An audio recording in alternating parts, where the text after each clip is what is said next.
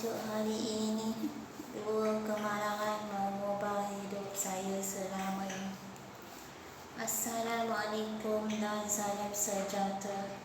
Dalam episod podcast ini, saya berkongsi kisah sebenar kehidupan saya sebagai seorang insan berkerusi roda.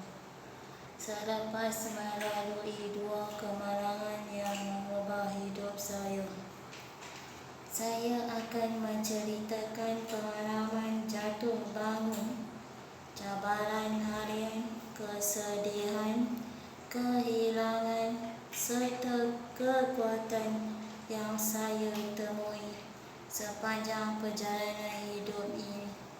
Semoga perkongsian ini dapat memberi inspirasi, semangat dan harapan kepada sesiapa sahaja yang sedang menghadapi ujian hidup.